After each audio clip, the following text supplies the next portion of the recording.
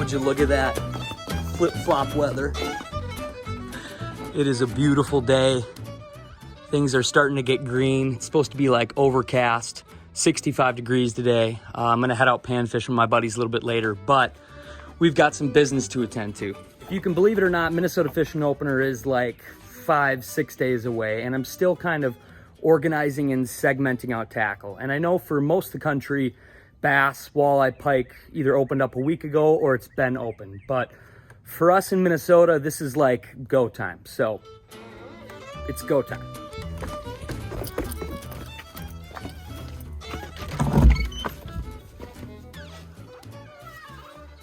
So I've been going through a lot of tackle and things still seem like an absolute mess, but I'm getting there, I promise. So as I was kind of going through tackle, rigging up some rods, I decided just because Minnesota Fishing Opener is happening, I'd like to go through my top pike baits, walleye baits, and bass baits that I'll probably be throwing this weekend. Obviously, a lot of different areas of the country, things work better, things don't work at all, but this is exactly what I'm going to probably try, and I'll kind of give you a short reasoning. So there's a lot to kind of go through here.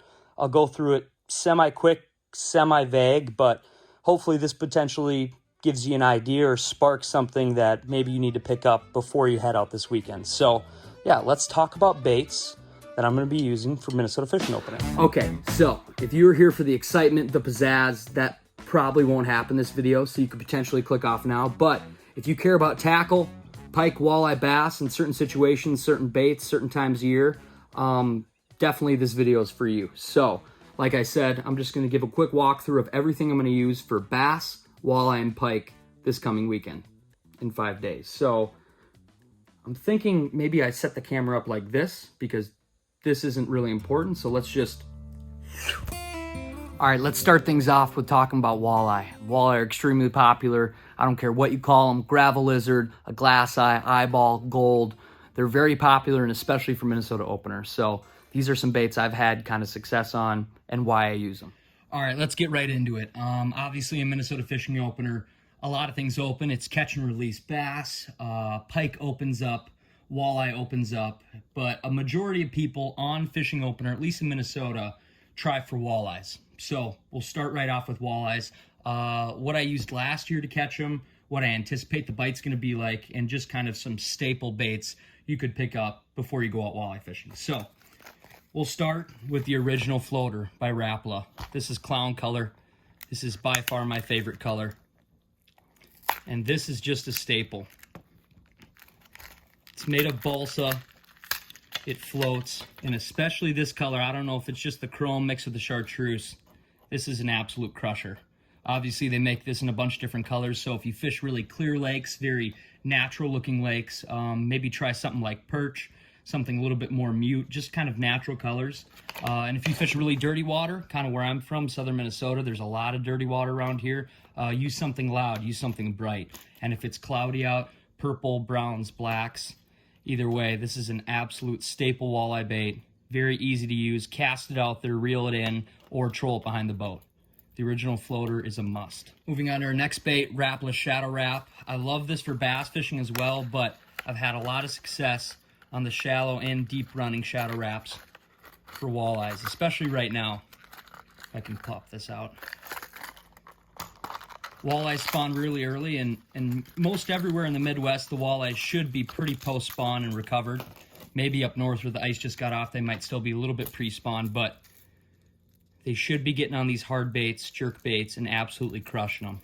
This color is very original. This is silver. It's got a lot of nice flash. It just mimics a bait fish. They absolutely love it. If you're fishing really shallow, I'd go with the shallow running one. If you fish a lot of deep water, I'd go with the deep water run. Moving on to our next hard bait. This is by far my favorite. I fish a lot of shallow weed lines come walleye opener. A lot of my lakes are very shallow, dirty, and weedy. Obviously, this would work around rocks too, but this is an absolute crusher. Number 5, Rapala Shad Wrap. This is my favorite color, bleeding hot olive. I don't know why, it just seems like I've had a lot more success with this color in my area, especially on sunny days as the sun's going down. It's loud, it's got some oranges, some chartreuse, fairly natural on the back with a red bill. This is an absolute beast. A lot of people troll these, but Like I said, I'm kind of a traditional bass fisherman, so I like to cast. I just cast this right in the weed edge, rip it through the weeds. If I feel like I got a little weed, I just rip it off quick, and they absolutely smoke it. These walleyes that are very hungry and post-spawn, they come unglued for the Shad Rap. Some other colors I like in that. If I'm fishing a really clear lake, I just like perch. This one's kind of white and chartreuse. I like this if I'm fishing muddy water. On cloudy, rainy days, I like this one here. This is called Purple Olive Craw. I'll open it up. This is probably my second favorite color, especially on those rainy days. It's got a little purple on top. It's a very natural looking bait. It just kind of has a little bit more muted colors, especially for when it's not sunny out and all the bait fish look a little bit more muted and cloudy too. I feel like this bait crushes. Last but not least, another number 5 Shad Rap. I've never tried this color. It's called Head Spin. I'm excited to try it. Walleye anglers in the spring use a lot of loud, crazy colors. Use a lot of lime greens, pinks, chartreuses. This bait kind of encapsulates all that. It's got a nice purple bottom, if you can see. So yeah, I'm excited to try this one. All right, last hard bait we're going to talk about for walleyes, number 6 Rip and Wrap. I feel like you always got to have one on the deck. I like to use this really early in the spring when they're pre-spawn big time, but this works throughout the whole entire year. Number 6 Rip and Wrap is an absolute staple for walleyes. They make them in a whole bunch of colors. Cast it out there, kind of yo-yo it on the bottom. You can work it more aggressive. You can almost kind of flutter it off the bottom. Just play around with it, but walleye absolutely crush these. And they're a really nice, loud, aggressive bait. All right, moving away from hard baits and going to the staple. Jig and a minnow. This is a moon eye jig.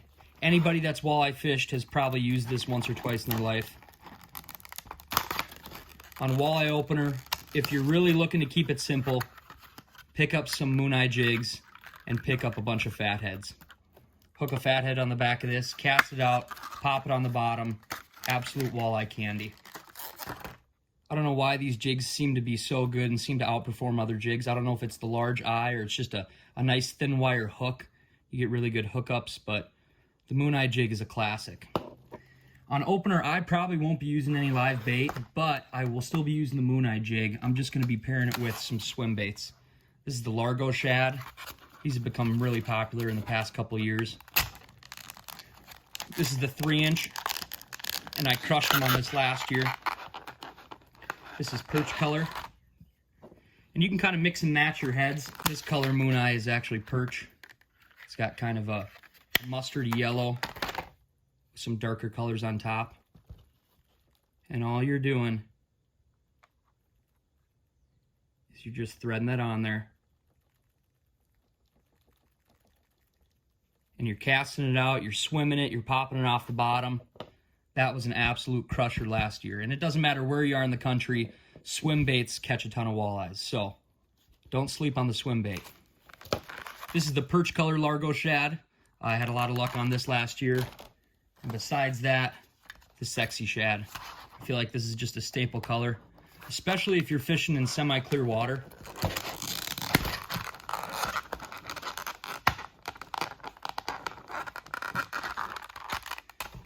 Sexy Shad is so good.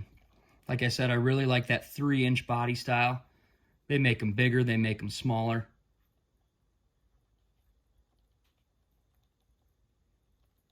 Wow. That is walleye candy. And opposed to other swim baits, this swim bait's kind of got a unique action. Obviously, it's got a nice tail that kind of boot kicks, but it has a little bit bigger body right here, and I feel like that gives the whole swim bait a more of a wobble action, opposed to just kind of some smaller swim baits that are on the market. So, like I said, the Largo Shad's been very popular last couple years, and for good reason. It's a catcher. Moving on to some other soft plastics. A staple for walleye guys is B-Fish and Tackle. The Pulsar, this is an absolute crusher. They make a variety of kind of twisty tail type baits. Long skinny plastics that got nice tails that kick or spin. And it, like I said, it doesn't matter if you're fishing a river or lake, what have you. These straight up catch walleyes. I kind of messed that up.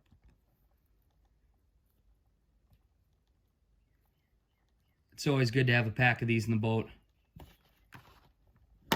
And walleyes just come unglued on them. Beautiful. All right, just to review, these will probably be the 4 or 5 walleye baits I'll have in the front deck, opener morning. Swim bait, shad wrap, a shadow wrap, and the original floater. I'll probably save this in my back pocket if I need it, but these will be the 4 that I'll probably open with. All right, next let's talk about bass. The billy, the bucket mouth, the Carol Baskins, the triple belly sow cow. Whatever you call them, bass are extremely fun to catch, and from coast to coast, very popular. So these are some bass baits I'm probably going to open up with this year, and yeah, let's get right to it. All right, moving on to bass. There are a million baits underneath the sun that bass will absolutely crush, especially this time of year. Bass are very opportunistic feeders. At least in the Midwest, or at least in Minnesota, we've had a very cold spring. So I think on opener, a lot of these fish will be pre-spawned. So they're going to have the feed bag on, they're chasing baits, they're getting fat before they go up and spawn. So these are kind of my pre-spawn Minnesota opener baits I'll be chucking. All right, so right out the gate, I'm going to have a whole variety of DTs on. I like to throw a lot of DT6s, DT4s. This year from Rapala, they came out with DT8s. And for the most part, at least in my lakes, a lot of the good break lines, or a lot of where it kind of breaks by the shore, happens to be between 6 and 10 feet. So the DT8 plays a lot. These are some colors that I really like, at least for my area. Going down the line, we have Demon, we have Mule, we have Big Shad. I think this is Pearl, maybe Pearl Shad. Let me check. Pearl Gray Shiner. And this is Caribbean Shad. Bingo. These are probably my 4 or 5 favorite colors, especially in the springtime. If it seems like you've got a lot of crayfish in your lake, I like to stick to these colors. If you have a lot of panfish or shiners, I stick to these colors. And the Caribbean Shad is an absolute crusher. I don't care what you have in your lake. If you throw this, it seems like it works. But a lot for the spring revolves around the Demon and the Mule. Next on the list for hard baits, we're going back to jerk baits. If you're bass fishing in the spring and you don't have a jerk bait tied on, I suggest doing it, because bass come absolutely unglued, especially when they're full force pre-spawn. Like I said, depending on where you're fishing, if you're fishing a lot of shallow points or just shallow structure, I like to stick with the shallow running shadow wrap. If you're fishing a little bit deeper water, you want the bait to get down there a little deeper, I'd use the deep running one. These are 3 colors I like. I think this is Shiner, this is Clown, and this is Pearl. You really can't beat an all-white jerk bait for any type of bass fishing you're doing in the spring. So these are 3 to keep in mind. All right, moving on to vibrating jigs, shutter baits. A vibrating jig is amazing. You can cover a ton of water. Bass love it, especially in the spring. If it's not a vibrating jig, it's a spinner bait. There's a lot of companies out there that make them. Z-Man makes a really nice one. Terminator makes the shuttering bait. You can do a lot of things with them. As far as the trailer, I like a Yamamoto Seiko. I feel like they just move really free in the water. They don't have a boot tail on the back, and they kind of just let the chatterbait do its thing, and the chatterbait kind of dictates its movement. That's an absolute crusher right there. Besides that, I like the Storm 360 GTs for a trailer, not only on chatterbaits, but on spinnerbaits too. Sometimes I like to buy a little bit bigger ones. These are the 4.5 inchers. And the reason I like a little bit bigger ones is because they got a little bit bigger boot on them, and they push a lot of water. And all I do is I just cut off part of the body right here. I'll just either bite this off or rip it off with the scissors. But overall, the 360 GT kind of has a stiffer, tough body. You can catch a lot of fish on them. They hold your bait well. But the back end of this 360 GT search bait is pretty nimble. So like, see, it's even hard to push the hook through there. It's got a really strong body. It stays on there well. But this back end is really nimble. So if I'm chucking this around, that back end just kind of kicks and does its own thing. But I've got a lot of integrity in the body. Good colors. I like to throw a lot of bluegill, a lot of white. White just seems like it works in the spring, especially on pike. Obviously, kind of your Okeechobee crawler, black and blue. And then your green pumpkins. Your green pumpkins are natural for those clear lakes. Chatterbaits are an absolute must. Another search bait is the spinner bait. This Terminator Pro Series, 1/2 ounce. I think this color is Sexy Shad. I like to throw a lot of Sexy Shad and a lot of natural colors right away in the spring. And like I said, these are awesome search baits. You can beat the bank with these, And depending on the water clarity you're fishing in or kind of what you're doing, you can buy baits that have a little bit different blades on them. It's just got a big Colorado blade here. This would be good for water that I'm trying to go nice and slow, trying to get a lot of vibration. This moves a ton of water, so a little bit dingier water. I like the Colorado blades. Like I said, in the spring, I like to do a lot of chartreuse and whites. Either way, chatterbait or spinnerbait, you're just covering water, and you're going to get a lot of eager bass. From there on the front deck, I'll definitely have a swim jig tied on. And you can do a lot with a swim jig because you can work it like a normal jig. You can swim it and cover water like a chatterbait or a spinnerbait. This is my all-time favorite swim jig. It's an all-terrain tackle. I think it's bluegill color. Let me double check. Yeah, it's bluegill. This is 5/16 ounce. I just feel like it's a good weight. I can swim it, I can pop it, I can drop it. And depending upon what you're doing, so if it seems like you're going to be swimming it more and covering more water, I would use a swimmer or anything with a boot tail as a trailer, just like that. But I like to fish a lot of cover, so sometimes I'll kind of drop it on a log, swim it around over a weed flat, hit a dock with it. This is just be kind of my shallow water utility tool come opening day for bass. There's a little zoom speed craw I'm putting on the back. And it swims nice, but it also mimics a bluegill and a craw really nice too. This is my all-time favorite swim jig. I've caught more bass on this jig than probably any other jig I own. Here's a zoom speed craw, green pumpkin. Obviously, if you fish a lot of dingy water, maybe you want black and blue or white. If you fish a lot of natural lakes, maybe you want to go more with the bluegill or some other natural colors. Green pumpkin. Other jigs that I'll 100% have tied on for bass, the AT Rattling jig. These are my two favorite colors. This is bullgill or bluegill. Bullgill. And this is Midwest craw. This is my favorite color right here. I just feel like it crushes in the spring. And if it's been kind of a colder spring, which it has, sometimes those bass, or at least some of the bigger bass that haven't really pulled up shallow yet, will be really close, like on an inside weed edge or an outside weed edge, or maybe sitting on the far end of shallow water cover, like a lot of different wood. And I'll just chuck that in there and I'll soak it. I'll pop it on the bottom. You can put a whole variety of trailers on here. I love speed craws though. I feel like they're subtle and small, and they just get the job done. But especially in the spring, these bass are hungry, so if you want to put a big chunk or a big craw or a big beaver on the back, don't be afraid to do that either. This is an absolute crusher, especially for kind of the later spring we're having. This will be on my deck 100%. Last but not least, you can never go wrong with a wacky rig. If you can't get bit on anything and you're going for bass, switch to the wacky rig. It's an absolute staple. Pick up a stick bait, chuck it around, milk it, work it fast, work it slow.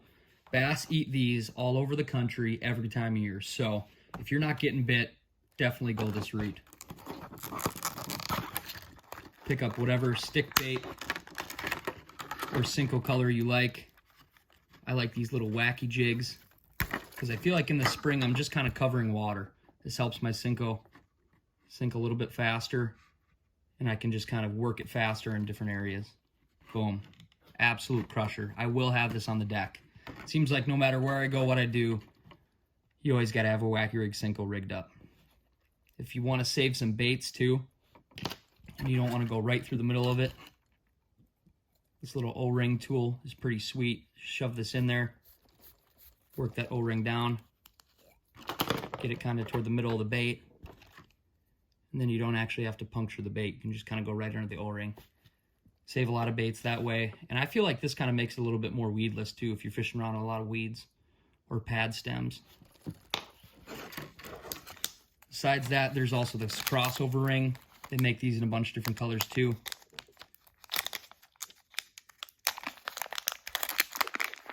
Same kind of method as that O-ring, except it has a few features that I think make it even a little bit better. Get that O-ring off of there.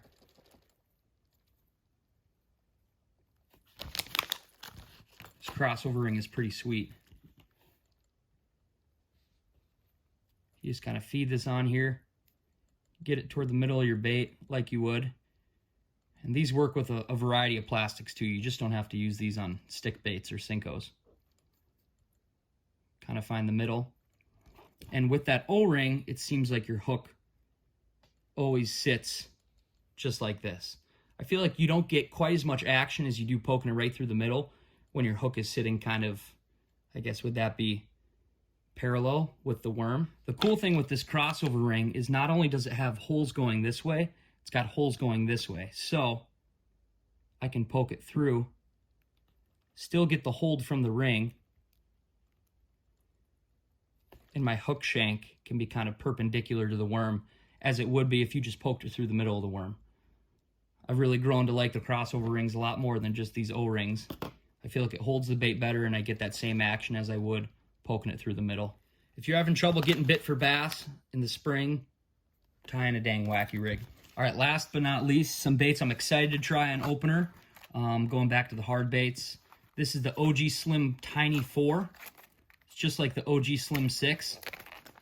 And recently, it seems like in the past couple of years, I don't know if because bass haven't seen them as much or they just got a wicked different action, but flat-sided crankbaits have been kind of crushing from coast to coast.